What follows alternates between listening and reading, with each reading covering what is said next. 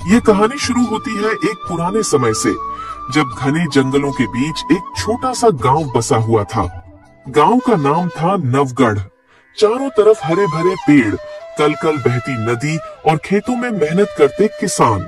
देखने में गांव बेहद शांत और सुखी लगता था, मगर उसके ऊपर एक खौफनाक साया मंडराता रहता था, जंगल का शेर। वो शेर बहुत बड़ा और ताकतवर था। उसकी दहाड़ इतनी भयानक थी कि सुनकर ही औरतें बच्चे कांप जाते थे।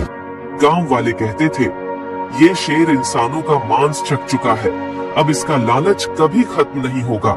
हर दूसरे तीसरे दिन कोई न कोई चरवाहा, लकड़हारा या खेत में काम करने वाला आदमी जंगल से गायब हो जाता। लोग मान चुके थे कि ये शेर उनकी मौत का देवता है। गांव में एक डर का माहौल था। सूरज ढलते ही सब अपने घरों के दरवाजे बंद कर लेते। कोई जंगल की तरफ न जाता, और अगर जाना भी पड़ता तो हमेशा झुंड में जाते। उसी गांव में एक लकड़हारा आदर्श रहता था।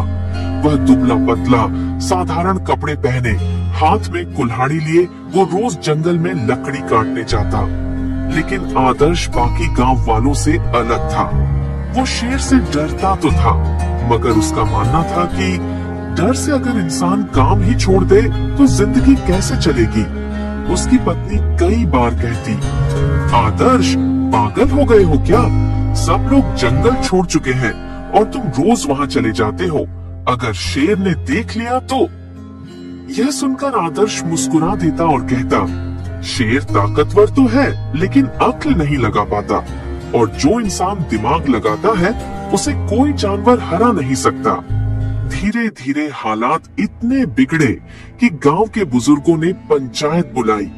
सब लोग इकट्ठा हुए और बोले, अगर ऐसा ही चलता रहा तो पूरा गांव खाली हो जाएगा। हमें कोई रास्ता निकालना होगा। किसी ने सुझाव दिया, हम सब मिलकर शेर को मार डालते हैं। लेकिन तुरंत कोई बोला, क्या तुमने कभी उसकी शक्ल देखी है? वो अकेले ही 10 लोगों पर भारी पड़ता है। कुछ लोग बोले, चलो गांव छोड़कर कहीं और चले। मगर बुजुर्गों ने कहा, ये जमीन हमारे पूर्वजों की है, इसे छोड़कर कहां जाएंगे? बहुत बहस हुई, मगर कोई नतीजा नहीं निकला। गांव का माहौल और डरावना हो गया। पंचायत खत्म होने के बाद आदर्श घर लौटते समय सोचने लगा, क्या सचमुच शेर से डरकर भाग जाना ही समाधान है? अगर मैं अपने दिमाग से काम लूं, तो क्या इस शेर को हरा नहीं सकता? वो रात भर जागता रहा और एक योजना बनाने लगा। उसे पता था कि ताकत से शेर को हराना असंभव है, लेकिन उसकी मूर्खता ही उसकी सबसे बड़ी कमजोरी है। अगले दिन आदर्श हमेशा की तरह कुल्हाड़ी लेकर जंगल में गया। वो जानता था कि आज उसका सामना शेर से हो सकता है। जैसे ही वो लकड़ी काट रहा था, अचानक झाड़ियों में खड़खड़ाहट हुई। पत्तों के बीच से सुनहरी आंखें चमकी और फिर गड़गड़ाती आवाज के साथ शेर निकला। शेर दहाड़ा और बोला, ओ लकड़हारे, ये जंगल मेरा है। यहाँ की लकड़ी, यहाँ का शिकार सब मेरा है। तूने हिम्मत कैसे की मेरे इलाके में कदम रखने की? आदर्श का दिल जोर जोर से धड़क रहा था, मगर उसके चेहरे पर डर नहीं था। उसने गहरी सांस ली और बोला, महाराज, आप सही कह रहे हैं, ये जंगल आपका है। मैं तो बस एक गरीब आदमी हूँ, रोजगार के लिए यहाँ आता हूँ। लेकिन अगर आप चाहें तो मैं आपके लिए काम कर सकता हूँ। शेर चौंका और पूछा, काम? कैसा काम?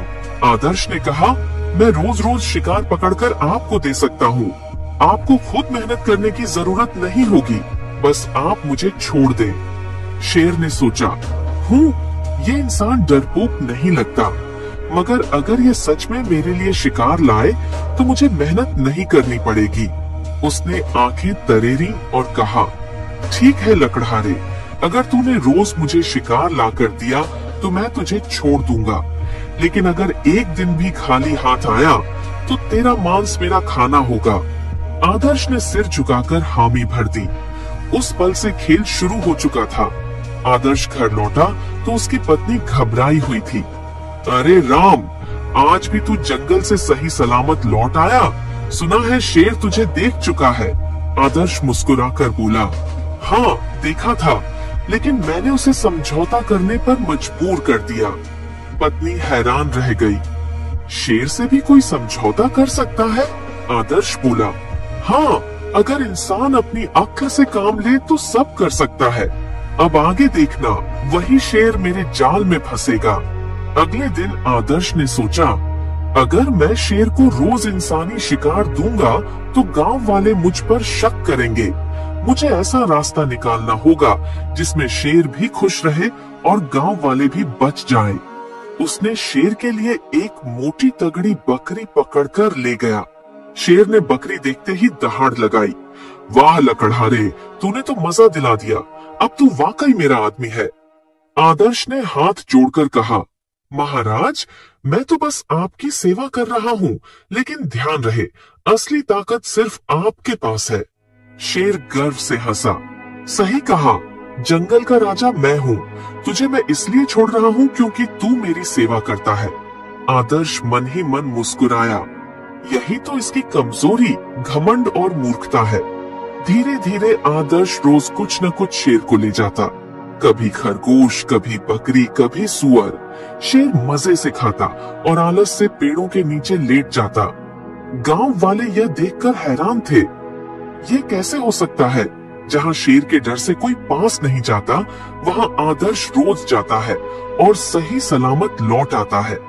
कुछ लोग तो पीछे पीछे गए और देखा कि आदर्श सचमुच शेर को शिकार खिला रहा है।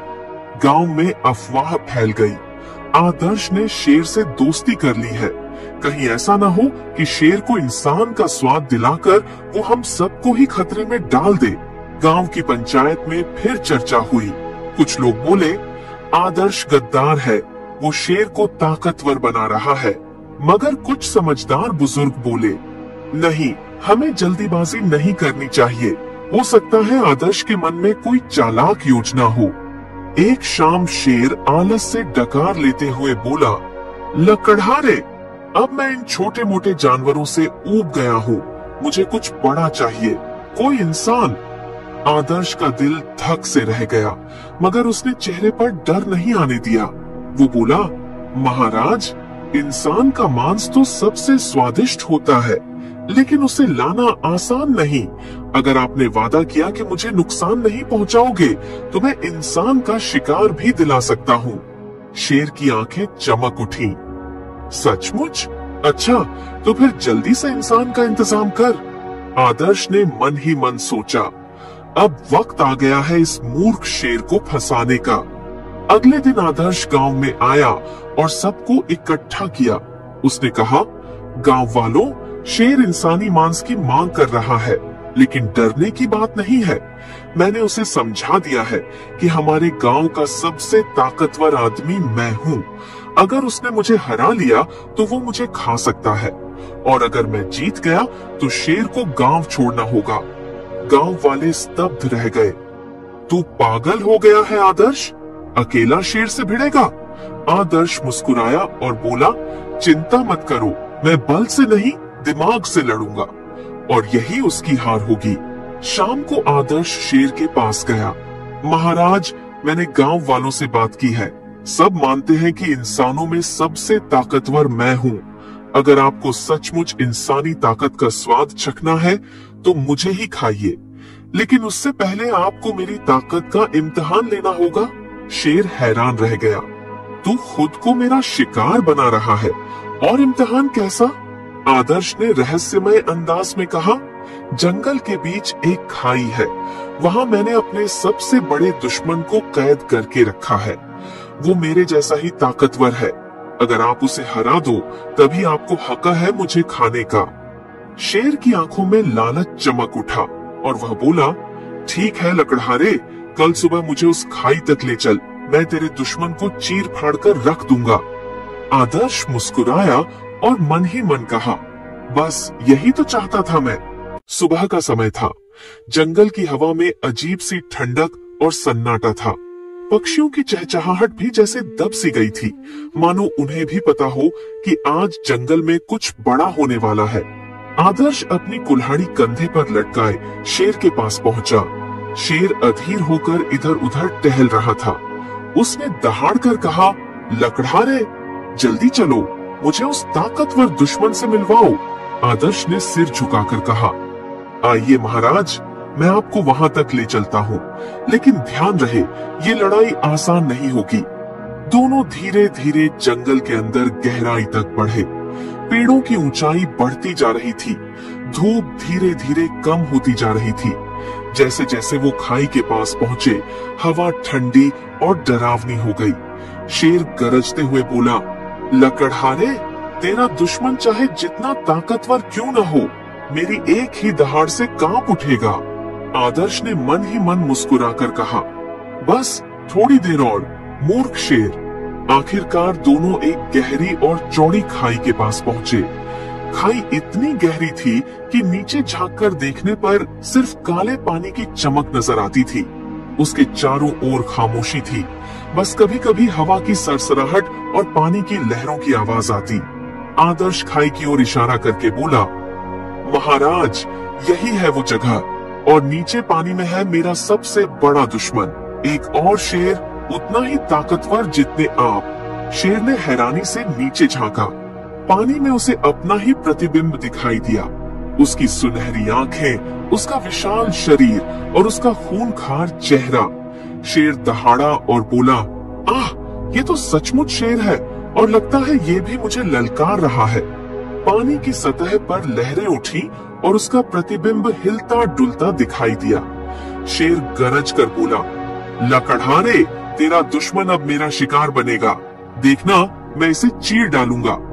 आदर्श ने शांत स्वर में कहा, महाराज, अगर आपने इसे हरा दिया तो आप सच में जंगल के सबसे बड़े राजा कहलाएंगे, फिर आपको मुझे खाने का हक भी मिलेगा। शेर ने छाती फुलाई और दहाड़ते हुए कहा, हाँ, मैं साबित कर दूंगा कि जंगल में मेरा कोई मुकाबला नहीं। वो उछलने के लिए पीछे हटा। उसके पंजों से मिट्टी उड़ रही थी, आंखों में आग थी। आदर्श ने एक आखिरी बार मन ही मन प्रार्थना की, हे भगवान, मेरी इस चाल को सफल कर देना। अचानक शेर ने जोरदार दहाड़ लगाई और खाई में छलांग लगा दी। उसका विशाल शरीर हवा में लहराता हुआ सीधे पानी में गिरा। धड़ाम!